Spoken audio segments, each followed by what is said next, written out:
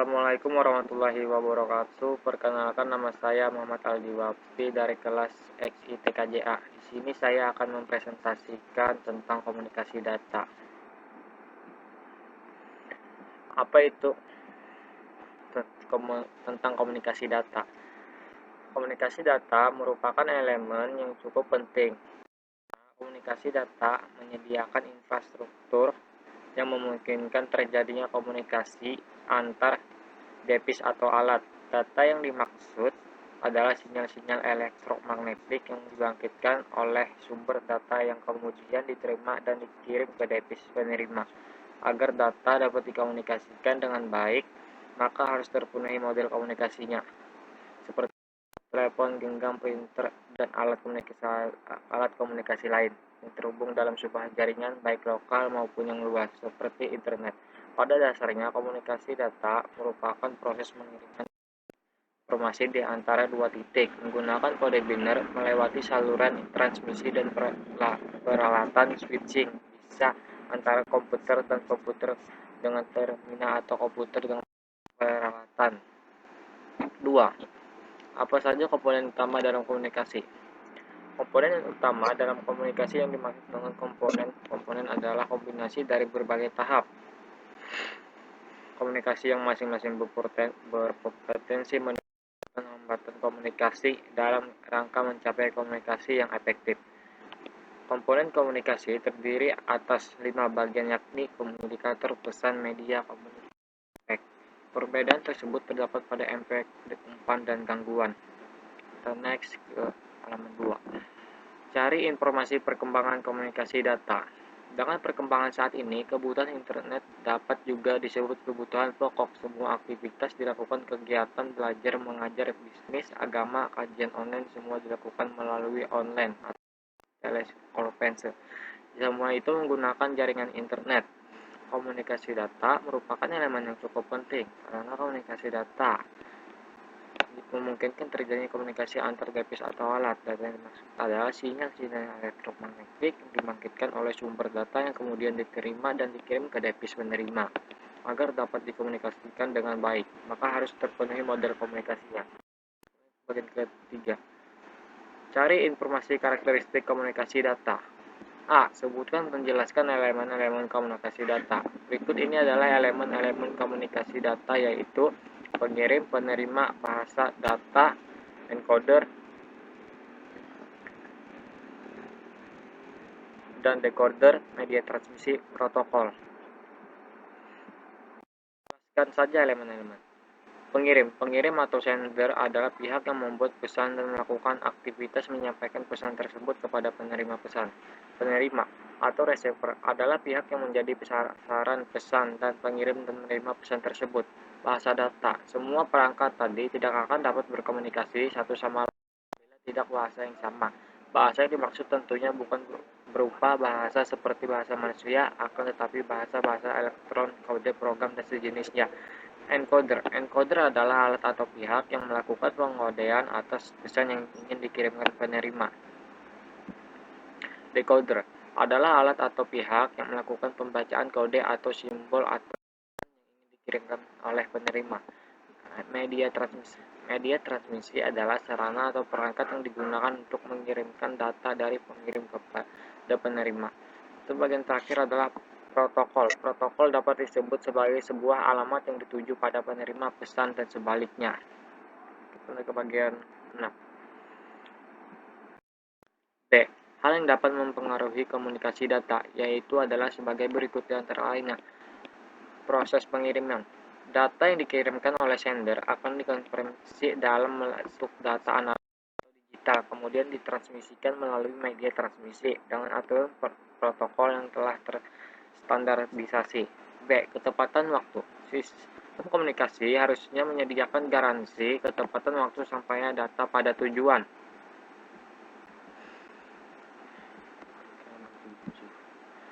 C. Keakuratan. Akurat memiliki pengertian bahwa data yang ditransmisikan harus dengan data yang diterima oleh receiver. Jika mengalami loss pada salah satu bagian, data tersebut tidak akan menghasilkan 4. Cari informasi model transmisi data. Apa yang dimaksud simplex, half-duplex, dan full-duplex? Simplex adalah salah satu bentuk komunikasi antara dua belah pihak di mana sinyal-sinyal dikirim secara satu arah. Half-duplex. Half-duplex merupakan sebuah model komunikasi di mana data dapat ditransmisikan atau diterima secara dua arah, tapi tidak dapat secara bersama-sama. Contoh paling sederhana adalah walkie-talkie, di mana dua penggunanya harus menekan sebuah tombol untuk berbicara dan melepaskan tombol tersebut untuk mendengar. Full duplex. Dalam komunikasi full duplex, dua pihak yang saling berkomunikasi akan informasi dan menerima informasi dalam waktu yang sama, dan umumnya membutuhkan dua jalur komunikasi. Oke, kita lanjut. B. Apa yang dimaksud transmisi serial dan transmisi paralel?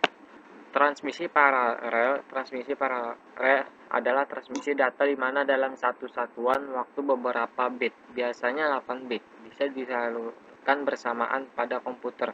Tersedia juga paralel atau paralel port, misalnya saluran yang dihubungkan dengan printer ketika akan mencetak data transmisi serial. Transmisi serial adalah transmisi data di mana dalam satu satuan waktu hanya satu bit yang disalurkan. Dengan demikian data yang terdiri atas banyak bit dikirim secara berurutan satu persatu.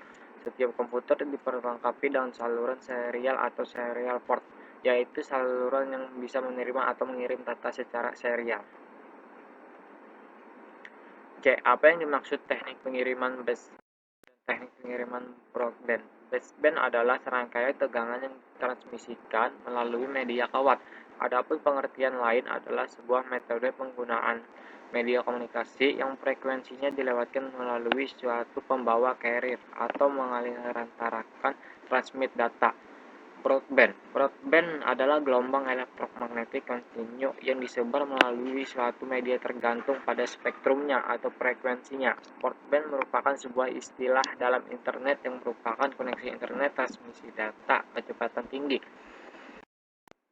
Kita lanjut ke nomor 5. Cari informasi perkembangan generasi jaringan seluler.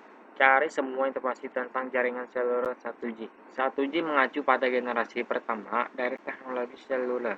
Berkabel telekomunikasi seluler ini adalah standar telekomunikasi analog yang diperkenalkan pada 1980-an. Kecepatan maksimal dari 1G yaitu 2,4 kbps. Ini adalah standar telekomunikasi analog dan berlanjut hingga digantikan oleh telekomunikasi digital 2G. B. Cari semua informasi jaringan seluler 2G. Jaringan 2G muncul pada tahun 1990-an yang menggabungkan sinyal digital ke dalam jaringan seluler. 2G adalah implementasi digital pertama dari komunikasi suara nirkabel. 2G juga menerapkan konsep CDMA dan GSM. Dengan konsep CDMA dan GSM itu kecepatan dari jaringan 2G bisa mencapai 50 kbps atau 1 mbps. Perbedaan utama antara dan 2G yaitu sinyal radio yang digunakan oleh jaringan 1G adalah analog, sedangkan jaringan 2G adalah digital. Bagian C. Cari semua informasi tentang jaringan seluler 3G atau 3G dengan menetapkan standar untuk sebagian besar teknologi nirkabel yang telah kita kenal dan gunakan saat ini. Penanganan data broadband menjadi ciri khas sistem 3G dan merupakan persyaratan bagi ponsel pintar yang memproses aplikasi berat data yang terlibat dengan jejaring sosial, streaming musik dan video, dan sistem GPS. Dalam generasi yang diperkenalkan secara pada tahun 2001 ini, kecepatan internet bisa mencapai 0,2 Mbps. Bahkan beberapa provider sudah bisa menggunakan kecepatan yang lebih dari itu dan bisa disebut sebagai jaringan seluler 3,5G atau 0,75G. D. Cari semua informasi tentang jaringan seluler 4G. 4G jaringan 4G telah mulai meningkatkan data bandwidth sekitar 10 kali lipat dari jaringan 3G. Adalah teknologi yang sangat berbeda dibandingkan dengan 3G dan 4G. Dihadirkan untuk menyediakan jaringan internet dengan kecepatan tinggi, kualitas tinggi, dan kapasitas tinggi kepada pengguna, namun tetap menjaga tingkat keamanan layanan suara dan data, multimedia, dan internet melalui IP.